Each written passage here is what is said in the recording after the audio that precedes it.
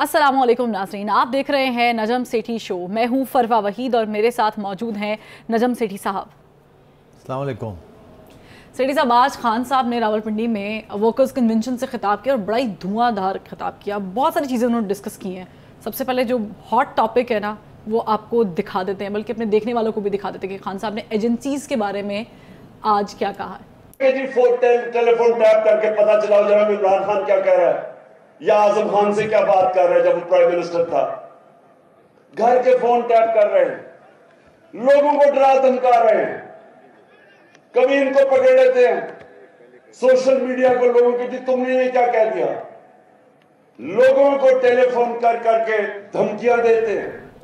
यही नहीं, JIT का भी उन्होंने मुतालबा किया कि मैं इरादा रखता हूँ, अदालत जाने का भी इरादा रखता हूँ। ये खान साहब को सारे इरादे जो पुख्ता हो रहे हैं उनके 4 सालों बाद ही मालूम हुआ है कि कौन टैप करता है, कैसे टैप करता है। नहीं, खान साहब तो यकीन रखते थे कि टैपिंग होनी चाहिए। आपको पता है, इन्होंने एक इंटरव्यू दिया था मेरा ख्याल है मंसूर को, और उनसे ये कहा था, उन्होंने पूछा था कि तो ये जो एजेंसियां टैप करती हैं तो आपका क्या उससे मौक़िफ़ है। और तो इन्होंने तो डिफेंड किया था, इन्होंने कहा था वो प्राइम मिनिस्टर की सिक्योरिटी के लिए बड़ा ज़रूरी है और ये होना तो इसमें कोई हर्ज नहीं है, क्योंकि ये जो टैप करते हैं इससे पता चलता है करप्शन कहाँ है और करप्शन नहीं है। इस किस्म की कोई बात की थी तो उन्होंने तो इसकी, जैसे कि आपने भी कहा था कि टैप होना चाहिए, कोई मसला नहीं है, जो मनी लॉन्ड्रिंग होती है उसका भी पता चल जाता है और भी सिक्योरिटी रीजंस होते हैं। लेकिन खान साहब मुकरे नहीं अपनी बात से। उन्होंने कहा लीक होना मसला है, लीक होने पे वो सीख पा हुए हैं, ऑडियो टैप करने पे इतने ज़्यादा शायद वो गुस्सा नहीं है। वो देखिए ना, 2-3 बातें कर रहे हैं एक ही वक्त। एक तो ये कह रहे थे इस वीडियो में कि जी टैपिंग जो है वो सही है, होनी चाहिए। उसके बाद जब उनकी अपनी वीडियोस और ऑडियोज़ निकलनी शुरू हुई तो उन्होंने कहा ये फेक है, या ये डॉक्टर्ड है, या ये मरीम नवाज़ निकाल रही है। तो उस वक्त तो इन्होंने एजेंसियों की तरफ तो इशारा नहीं किया, उन्होंने मरीम नवाज़ का इशारा किया। साथ ही उन्होंने फिर एक अदालत में पिटीशन कर दी कि जी एक JIT बननी चाहिए और देखना चाहिए एजेंसियां क्यों टैप कर रही हैं। तो एक तरफ वो कहते हैं एजेंसियों को टैप करना चाहिए, दूसरी तरफ वो अदालत के पास जा रहे हैं कि एजेंसियों को रोका जाए और उनसे पूछा जाए ये क्यों टैप कर रहे हैं। फिर एक और जगह पे वो ये कह रहे हैं कि ये तो मरीम नवाज़ जो है वो ये जाली वीडियो टेप्स जो है मेरे बारे में बना के डॉक्टर करके निकाल रही हैं।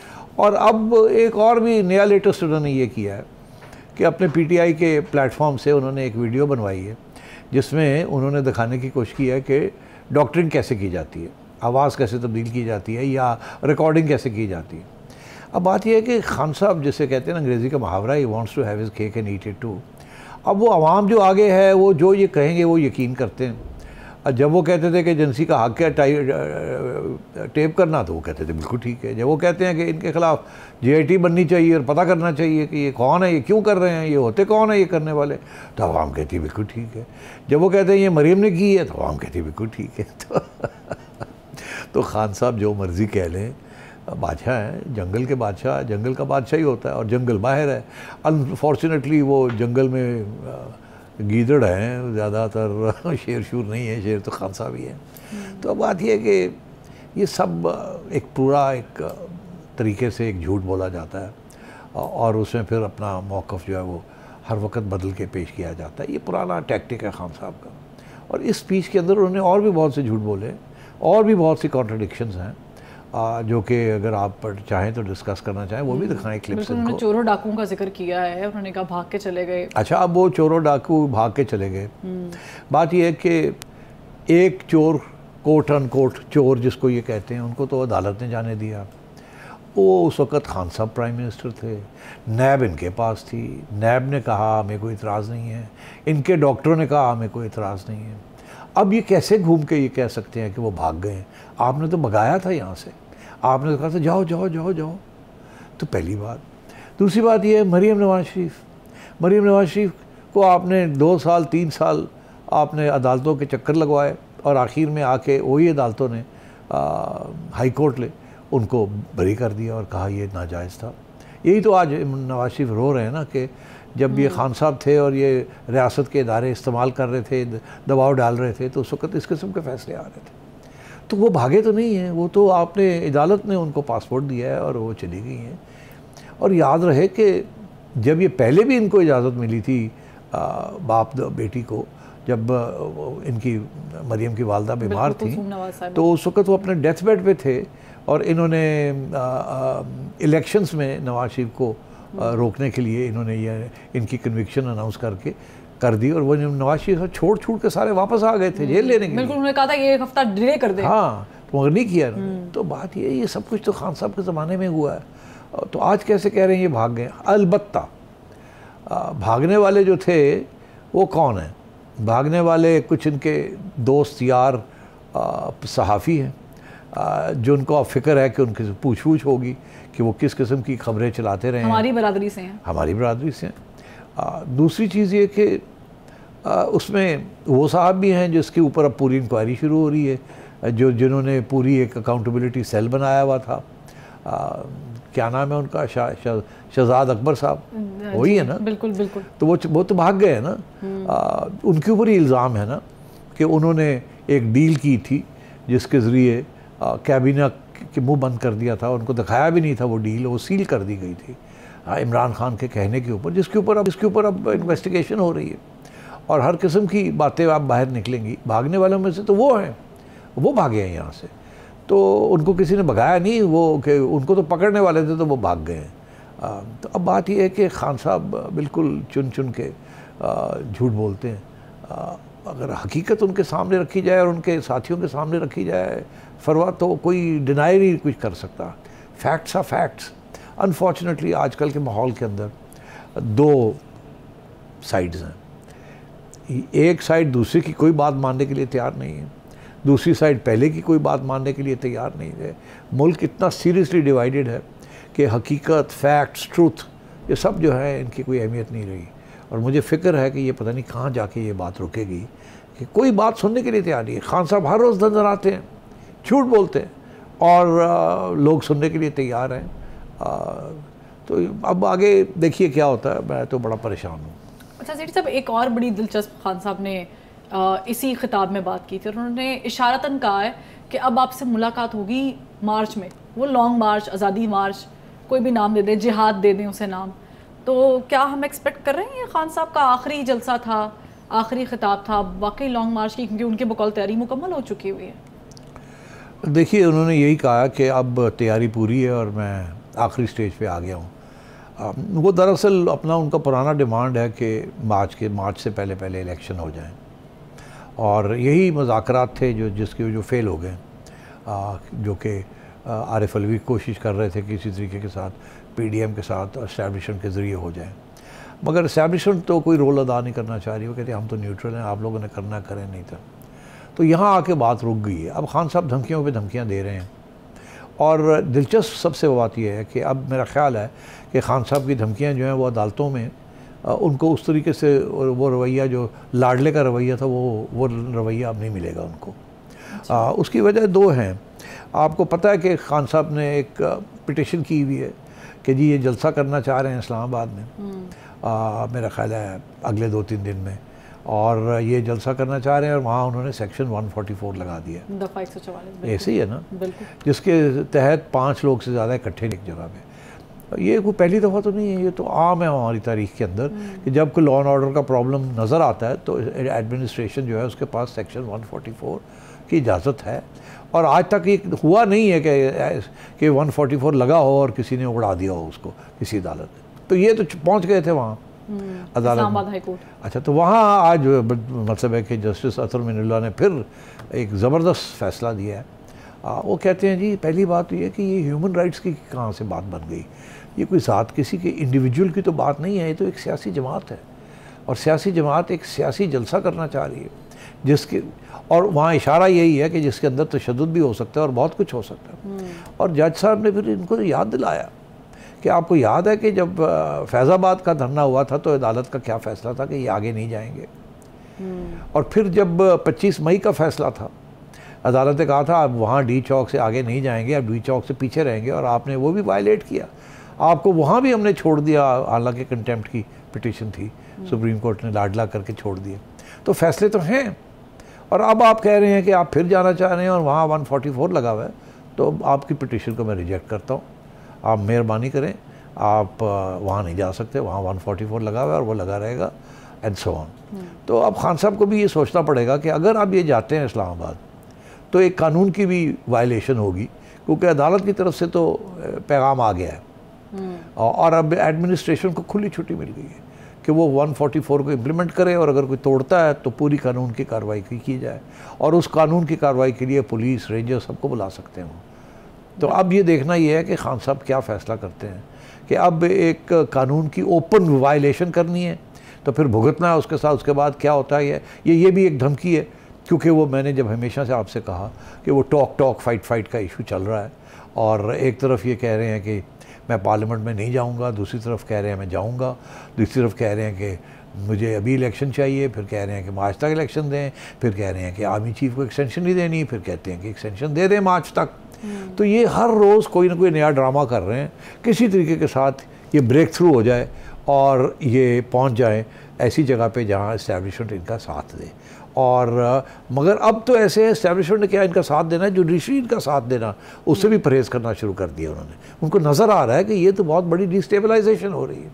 तो इसलिए मैं समझता हूँ कि खान साहब is barking up the wrong tree. ये बहुत बड़ी अब रिस्क लेने जा रहे हैं और इससे इनका बहुत बड़ा नुकसान हो सकता है। देखिए मुल्क का नुकसान तो हो रहा है ना डिस्टेबलाइजेशन के साथ, वो हम डिस्कस कर लेते हैं आर्मी चीफ ने क्या कही बात, मगर अब मेरा ख्याल है यहाँ तक ये बात पहुँची है। अच्छा सेठी साहब, उन्होंने आपके और मेरी फील्ड से मुताल्लिक भी बात की। उन्होंने कुछ प्रोमिनेंट नाम लेके कहा कि वो मुल्क से बाहर चले गए, वो सहाफ़ी जो मुल्क के बड़े नाम है वो बाहर चले गए। और मेरे दौर में कभी भी कोई मीडिया चैनल बंद नहीं हुआ, किसी भी सहाफ़ी को ऑफर नहीं किया गया। बड़ी अच्छी बात है कि उन्होंने इनिशिएटिव लिया। आप भी इनके साथ एग्री करते हैं कि उनके दौर में कभी कोई कदम नहीं लगी, किसी सहाफ़ी का मुँह नहीं बंद किया गया? अल्लाह मियाँ मेरे गुनाह माफ़ कर दे। इमरान खान के ज़माने में जितनी रिप्रेशन और क्रैकडाउन मीडिया के ऊपर हुई है, मैंने अपनी 40 साल की सहाफ़त में इतना बुरा वक्त नहीं देखा। अब मैं कहाँ शुरू करूँ और कहाँ ख़त्म करूँ, जो मैं छोड़ दूँगा वो आप यार ऐड कर दीजिएगा। बात यह है कि इनके ज़माने में तो लोग उठाए गए। मैं अब नाम लेने शुरू करूँ? नहीं, थोड़ा सा हम इसके let it keep it cool. हाँ नहीं, मेरा ख्याल है नाम लेने चाहिए, बिकॉज ये तो एक चलिए अगर खान साहब ले सकते हैं तो आप भी ले लेना। हाँ, खान साहब ने बहुत अपने चहेते सहाफ़ियों के नाम लिए जो भाग गए यहाँ से। उन्हें भागने की क्या ज़रूरत थी? खान साहब के ज़माने में कोई भी भागा नहीं यहाँ से। खान साहब के ज़माने में जो तशद्दुद हुआ, लोगों ने बैठ के उसका सामना किया, और इनके सहाफ़ी जो हैं वो भाग गए हैं क्योंकि वो सामना नहीं कर सके किसी का। हालांकि उनको कुछ फ़िक्र किसी चीज़ का नहीं होना चाहिए था, किसी चीज़ का नहीं होना चाहिए था, उनको किसी ने हाथ नहीं लगाना था। बहरहाल ये उनका फ़ैसला है। हमारे ज़माने में जब हमारे ऊपर तशद्दुद हो रहा था तो मैं नाम लेना शुरू करूं अबसार आलम से, जिनको गोली मारी गई, हामिद मीर साहब को जिनके बहुत उनके ऊपर भी बहुत कुछ हुआ, सबको पता ही है।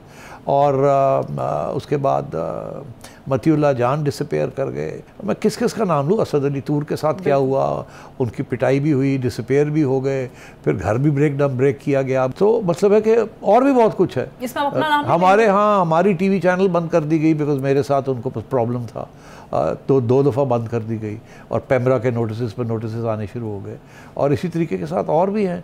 जियो के साथ क्या नहीं हुआ, मीर शकील रहमान साहब को 9 महीने जेल में रखा उनको सबक सिखाने के लिए। तो ये जब तारीख़ लिखी जाएगी तो लोग भूलेंगे नहीं इस चीज़ को। इमरान खान साहब के ज़माने में जो कानून ये पेमरा ने और जो वो दूसरे कानून जो आए हैं, इलेक्ट्रॉनिक मीडिया के कानून जो इन्होंने बनाए, ऐसे ड्रैकोनियन किस्म के कानून इन्होंने बनाए कि सारे ऑर्डिनेंसेस थे। और वो अब मतलब है कि ये खान साहब किस मुंह से ये झूठ बोलते हैं, और इनके साथी जो हैं जो इनको सपोर्ट कर रहे हैं वो किस किस्म की सोच रखते हैं कि वो हर बात इनकी वो गोली लेके वो पी जाते हैं। मतलब इट्स शॉकिंग। और खान साहब आज मीडिया फ्रीडम की बात कर रहे हैं, कमाल हो गया है। खान साहब के ज़माने में मतलब है कि अल्लाह ही रहम करे वो ज़माने वापस आएँ, मगर हम में से कोई भागा नहीं। हमने यहाँ बैठ के इनका ऑपोजिशन की, इनकी तनकीद की, और आज भी वही सिचुएशन है। तो ये 2 सहाफ़ियों के नाम लेना, और फिर आज ऐसे सहाफ़ी भी हैं जो एक ज़माने में इनकी तारीफ़ करते थे बहुत, और ये कंटेनर पे खड़े होके कहते थे कि इनसे बेहतर सहाफ़ी कोई नहीं है। आज वही सहाफ़ी, उन्होंने भी जैसे कहते हैं ना लाइट देख ली है, रोशनी देख ली है। उनके अब आप कभी सुने तो सही उनके वीलॉग्स, वो ऐसी ऐसी बातें कर रहे हैं खान साहब के बारे में कि खान साहब को बड़ी तकलीफ़ होती होगी, मगर मैं समझता हूँ उनको मैं दाद देता हूँ कि वो अपनी तस्लीम तो उन्होंने किया कि उनसे गलती हो गई कि उन्होंने खान साहब को सपोर्ट किया। अब उन्होंने देख लिया खान साहब का क्या असली शेप है और Khan Sahab what does he amount to, और वो खुली आम बात कर रहे हैं और वो हर रोज़ कहते हैं आप पढ़ना है तो पढ़ लो, कुछ करना ही तो कर ला साढ़े नाल। हाँ, और ये वो लोग हैं जिन्होंने जिनको खान साहब गाने गीत गाते थे, और आज वही लोग हैं जो कह रहे हैं कि तुमने ये किया, तुमने ये किया, तुमने ये किया। उन्होंने कोई पैसे तो नहीं खाए, हमने कोई पैसे तो नहीं खाए थे उस वक़्त, या अब हमारा तो एक ही मौक़िफ़ रहा है।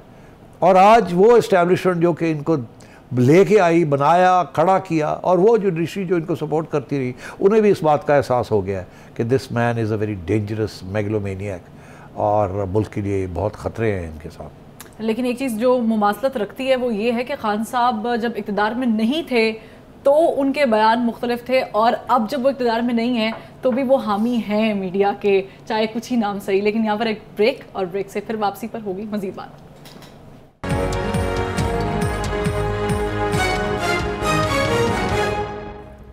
Welcome back. सिपा सलार की बात कर लेते हैं। आर्मी चीफ ने 2 दिन पहले जो है वो पासिंग आउट परेड से खिताब किया था, और उन्होंने बड़े वाज़ेह अल्फाज में कहा था कि मुसल्लह अफवाज अवाम के साथ मिलकर किसी मुल्क, गिरोह या फोर्स को पाकिस्तान को सियासी और मुआशी तौर पर गैर मुस्तहकम करने की इजाज़त नहीं देंगे।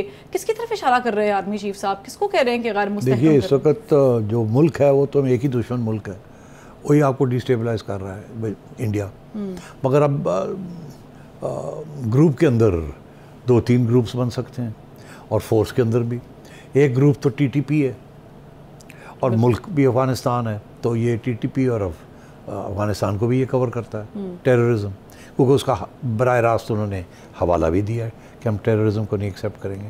ठीक है, ग्रुप के अंदर खान साहब भी आ जाते हैं, पीटीआई भी आ जाती है, फोर्स के अंदर भी खान साहब और पीटीआई आ जाते हैं।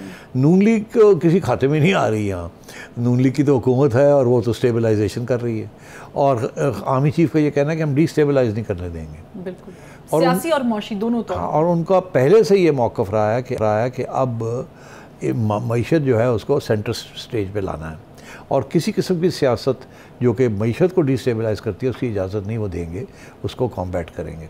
बिकॉज अगर इकॉनमी ना रही तो मुल्क नहीं रहेगा ना, वो फ़ारग हो जाएगा सारा मुल्क। तो इसलिए ज़ाहिर है कंसर्न तो है। तो ये उनका बड़ा वाज़ेह तौर पर ये इशू, ये उन्होंने बात कही है। साथ उन्होंने ये भी कहा है कि ये फेक न्यूज़ और गॉसिप जो है उसको आप मत उसकी तरफ मत, हाँ ना, मत तवज्जो दें। ये मुल्क में ये चलता है, ये गॉसिप है। अब गॉसिप 2-3 किस्म की है। एक उनके बारे में है, ज़ाहिर है बहुत गॉसिप है उनके बारे में, और वो यही है जी एक्सटेंशन लेंगे, नहीं लेंगे, ये होगा, वो होगा। और उन्होंने हालांकि वाज़ेह कर दिया कि मैंने नहीं लेनी एक्सटेंशन, फिर भी लोग लगे हुए हैं, अभी भी बातें चल रही हैं। ये नहीं होना चाहिए, कह दिया, ख़त्म करें बात को।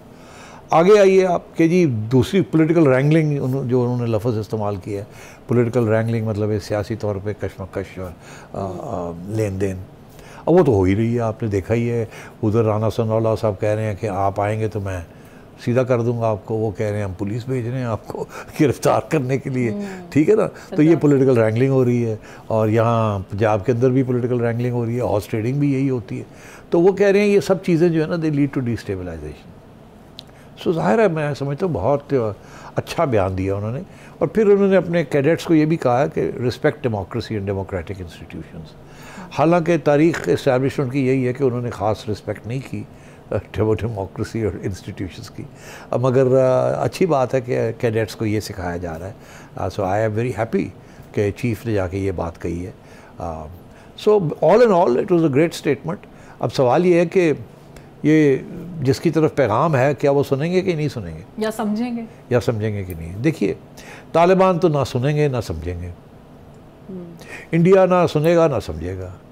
अब खान साहब की बात आई, क्या खान साहब सुनेंगे, समझेंगे और क्या करेंगे? मेरा ख्याल समझ तो उनको आ रही है, इसीलिए अभी तक लॉन्ग मार्च की डेट नहीं अनाउंस हुई, और अभी तक ये मामला चल रहा है। एक ही स्पीच, हर जगह पे वो एक ही बात करते हैं, वो बोर हो गए लोग, वही बातें सुन सुन के। मगर खान साहब जो है ना, उनका फ़लसफ़ा यही है, झूठ को 10 दफ़ा बोलो सच बन जाता है। ठीक है। तो ये पुराना फाशिस्ट तरीका है। बहरहाल ठीक है, he is a populist leader, cult है उनका, ठीक है। मुझे बड़े लोग कहते हैं फरवा कि एक तरफ कल्ट है और इमरान खान साहब का, लोग उनके साथ हैं, जो मर्ज़ी आप उनके बारे में कह दें, लोग सुनने के लिए तैयार नहीं हैं। दूसरी तरफ जरदारी साहब हैं, नवाज शरीफ साहब हैं, शरीफ और जरदारी, भुट्टो और जरदारी हैं। तो मैं हमेशा इनसे यही कहता हूँ कि देखिए, एक तरफ डिनेस्टी, दूसरी तरफ कल्ट है। डिनेस्टी का भी ये भी होता है, कंटिन्यूटी होती है ना, प्यो पुत्र दादा परदादा चलते रहते हैं। हाँ, और साउथ एशिया के अंदर हमारी एक तारीख है कि बांग्लादेश में भी डिनेस्टी, श्रीलंका में भी डिनेस्टी, इंडिया में भी डिनेस्टी रही है बहुत अर्सा, पाकिस्तान में भी डिनेस्टीज चल रही हैं और ये डिनेस्टीज चलती हैं। हमारे यहाँ डायरेक्ट हो जाता है एक फैमिली। अमेरिका के अंदर फॉर एग्ज़ाम्पल उनकी जो कांग्रेस है, सेनेट स्पेशली, वहाँ जो है, वहाँ कम से कम 30-40% जो सेनेटर्स हैं वो डिनेस्टिक है, उनके दादा परदादा और वालिद भी सेनेटर्स रहे हैं, फिर उन्होंने भी ये किया, मगर वहाँ कोई बात नहीं करता डिनेस्टी की। इसी तरीके के साथ हाउस ऑफ लॉर्ड्स है यूके के अंदर, वहाँ भी वो लोग बैठे हुए हैं जो कि 200 साल से उनके फैमिलीज़ में से लोग आ रहे हैं, लॉर्ड्स बन रहे हैं, so on and so fourth. अब खान साहब समझें या ना समझें, चंद दिन रह गए हैं, ये अक्टूबर का ये महीना है, अक्टूबर के महीने के अंदर और नवंबर के पहले हाफ के अंदर बहुत कुछ हो सकता है और कुछ नहीं भी हो सकता, तो देखना ये है। और मैं इधर कोई पेशन गोई नहीं करना चाहता, बिकॉज मुझे बड़ा खौफ है। मैंने एक पेशन गोई की है कि मुझे इतना खौफ है कि मैं उसके बारे में बात भी नहीं कर सकता। अगर खान साहब ने लॉन्ग मार्च की और तशद्दुद हुआ तो फिर इस मुल्क का बहुत नुकसान होने जा रहा है, बिकॉज फिर इस्टेब्लिशमेंट को कुछ फ़ैसले ऐसे करने पड़ेंगे जो वो मजबूरी के तौर पे वो करेंगे, मगर मुल्क के लिए और खान साहब के लिए वो अच्छे फ़ैसले शायद ना अप्रूव करें।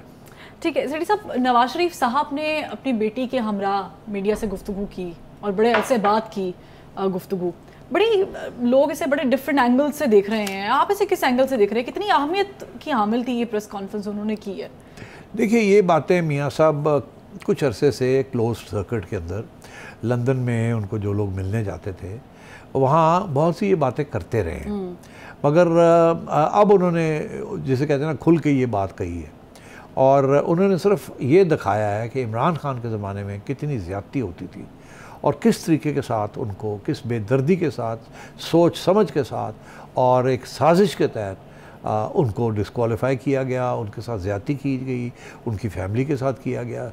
तो वो उन्होंने अपनी एक दास्तान सुनाई है, और इस वक्त मेरा ख्याल है ये सही वक्त पे उन्होंने ये बात कही है, बिकॉज लोगों को पता चलना चाहिए कि नवाज शरीफ साहब और मरीम साहिबा के साथ और नून लीग के साथ पिछले 4 साल में कितनी ज़्यादतियाँ हुई हैं, और जिसके अंदर उन्होंने तो नहीं कहा, मैं कहता हूँ, जिसके अंदर जुडिशरी का भी रोल है, इस्टेब्लिशमेंट का भी रोल है और इमरान खान साहब भी रोल है।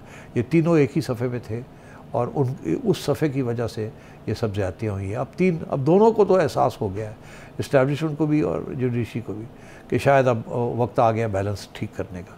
मगर जो 2 चीफ़ जस्टिस कर गए हैं, साकिब निसार साहब और खोसा साहब, उससे बड़ी ज़्यादती हो नहीं सकती थी कि ये दिन आना था कि आज उमर अता बंदयाल साहब ये बात कह रहे हैं कि ये जो कानून है 62(1)(f) 1F ही है ना? जी बिल्कुल। हाँ, ये जो है ये ड्रैकोनियन लॉ है, काला, और ये इशारा यही है कि इसको ख़त्म किया जाए। हालांकि इसी कानून के तहत उन्होंने लोगों को सज़ा भी दी है और नवाज शरीफ साहब को डिस्क्वालीफाई भी कर दिया है फॉर लाइफ। तो ये मतलब चलो मैं समझता हूँ देर आया दुरुस्त आया, मगर अभी थोड़े से पहाड़ और भी पूरे क्लाइंब करने हैं ना, तो वो अब नवाज शरीफ साहब की कन्विक्शन ख़त्म होनी चाहिए ना, ये डिस्क्वालिफिकेशन ख़त्म होनी चाहिए। आप कन्वेंशन वो उसकी बात करें, फवाद चौधरी साहब तो करें कि चार्जशीट तैयार होनी चाहिए, जो उन्होंने गुफ्तगू की है लंदन में, इतना कुछ कह दिया था। इस वक्त तो जो चार्जशीट्स तैयार हो रही हैं वो तो फवाद चौधरी साहब और उनके दोस्तों के साथ हो रही हैं। मेरा ख्याल है जो इन्होंने 4 साल लोगों को सबक सिखाने की कोशिश की, आज वो भुगत रहे हैं अपने वही सबक। ये तारीख़ का हिस्सा है, ये सिर्फ इनका मसला नहीं है, ये नून लीग भी यही करती रही है, जनरल्स भी यही करते रहे, जजेस भी यही करते रहे, फिर सर्कल घूम फिर वही आता है। जो आप बीज बोते हैं ना, वो किसी न किसी वक्त ऐसा दरख्त है बन के आपके ऊपर गिरता है कि आपको समझ आ जाती है। ठीक है, लेकिन जो राना सनाउल्लाह साहब के साथ हो रहा है, क्या वो भी इंतकामी कार्रवाई है या फिर नहीं? लेकिन एक ब्रेक, और ब्रेक से फिर वापस आके गुफ्तगू करेंगे।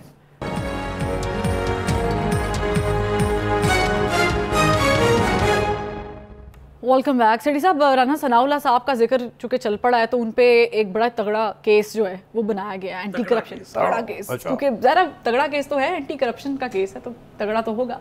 और 2 प्लॉट्स लेने की, ब्राइब की बात की गई है, इसमें कितनी सदाकत है? क्या ये वाकईतन तगड़ा केस है या ये इंतकामी कार्रवाइयों का हिस्सा है? नहीं, तुमने कहा ना तगड़ा है।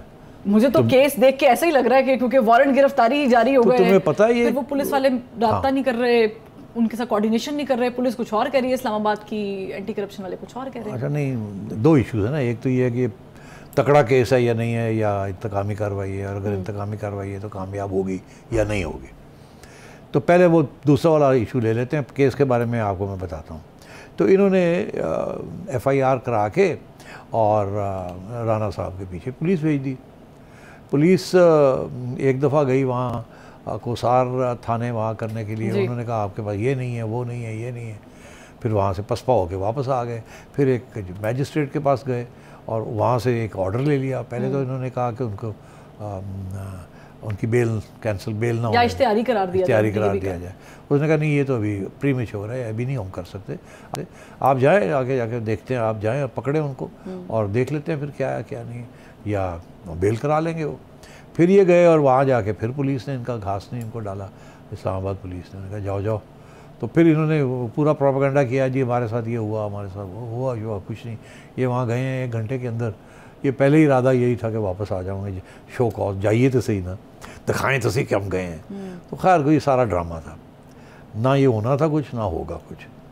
तो अब सवाल ये है कि राना सनाउल्लाह साहब, इनके लोग जो हैं उनको गिरफ़्तार कर रहे हैं वाया FIA। लाहौर में एक साहब को अरेस्ट कर लिया है, हामिद ज़मान साहब को। एक तो किसी और के लिए वारंट निकले हुए हैं, एक और साहब हैं, और KP में भी वारंट निकले हुए हैं। ये वो लोग हैं जिनके ऊपर इल्ज़ाम ये है कि इन्होंने अकाउंट्स खोले हुए थे अपने नाम पे, इंसाफ ट्रस्ट के नाम पे, जिसके अंदर ये 2-2, 3-3 लोग सिग्नेटरीज थे। और वहाँ से पैसे आए ये वोटन वगैरह से, वही जो इलीगल फंडिंग है, जो फॉरेन फंडिंग जो है, वहाँ से पैसे आए, बराह रास्त दिखाए नहीं गए, इनके अकाउंट्स में चले गए। वहाँ से फिर इन्होंने वो पैसे निकाल के और खान साहब की पार्टी को दिए, मगर कोई रिकॉर्ड नहीं है इसका, ना उन अकाउंट्स का दिखाया किसी को कि ये हमारे पैसे आए हैं या नहीं आए। तो ये वो केसेस बने हुए हैं। तो ये बड़े क्लियर कट केसेस हैं। ये प्रूव हो या ना प्रूव हो कि मनी लॉन्ड्रिंग थी या नहीं थी, मगर ये ज़रूर है कि आपने जो हकीकत थी उसको छुपाया, ये आपकी पार्टी के फंड्स थे, आपने बताया नहीं है। तो वो तो है, इस किस्म के 10-11 इस किस्म के अकाउंट्स हैं, या शायद 5-6 हैं, मगर 10-11 लोग इन्वॉल्व हैं। स्पीकर साहब हैं, असद कैसर साहब भी इन्वॉल्व हैं, वसूरी साहब भी इन्वॉल्व हैं जो बलूचिस्तान वाले हैं, इधर से कुछ 2-3 बिजनेसमैन इन्वॉल्व हैं, और भी लोग हैं, असद उमर साहब भी इन्वॉल्व हैं। तो अब ये सबको पूछ होगी और इनके ऊपर केसेस बनेंगे। अब वो कहाँ जाते हैं केसेस, क्या होता है, वो तो बात की बात है, मगर होगा तो सही। बेलें हो जाएगी, ठीक है, तुम चलेगा, भुगतेंगे ही। आजकल यही इस PDM हुकूमत की यही स्ट्रैटेजी है कि घुमाया जाए इनको। नवाज शरीफ साहब ने अपने वो जो इंटरव्यू दिया है उसके अंदर ये कहा ना कि 200 और पता नहीं कितने दफ़ा हमें चक्कर लगाने पड़े अदालतों के। उन्होंने कहा 200 से ज़ायद हमारी हाज़िरियाँ और पेशियाँ हुई हैं, तो हमारे साथ ये जुल्म हुआ है। तो अभी तो इनके साथ तो इब्तिदा हुआ है, अभी तो इनकी 10-10 पेशियाँ भी नहीं हुई। खान साहब तो 2-3 अदालतों में गए हैं, तो अभी तो बहुत रास्ता आगे, तवील रास्ता है, वो पूरा करना पड़ेगा। बाकी आप आइए, वो जो सवाल है कि जी ये केस क्या है, जो केस इनके ऊपर लगाया गया राना सनाउल्लाह साहब के ऊपर, केस ये लगाया गया है कि जी आपने बहुत महंगे 2 प्लॉट्स लिए हैं, मगर आपने सिर्फ उसकी 18 या 20 लाख रुपए अदा किए, 2 कनाल, 2 प्लॉट से एक कनाल, और वो कोई हाउसिंग सोसाइटी है जिसके अंदर आपने ये किया है। दरअसल के वो जो वैल्यू है उस प्लॉट्स की वो बड़ी करोड़ों में है। तो ये आपको ब्राइब मिली है, क्योंकि आपकी वजह से, सिफारिश की वजह से इस हाउसिंग सोसाइटी को इजाज़त मिली थी, NOC मिला, और आपको ये ब्राइब के तौर पे ये 2 प्लॉट दिए गए, और आप दिखा रहे हैं कि इनकी वैल्यू है 18 लाख रुपए, हालांकि इनकी वैल्यू तो पता नहीं करोड़ों में। ये इल्ज़ाम है, और इसकी वजह से ऐसे लगता है कि आपको ये रिश्वत मिली है। प्रूफ नहीं है, बस ये मतलब ये तज्जिया किया जाए, मफरूज़ा है। हाँ, मफरूज़ा है। तो ये अच्छा, अब सूरत हाल क्या है कि थोड़ी सी तफ्तीश हमने भी की है कि ये कौन सी हाउसिंग सोसाइटी है।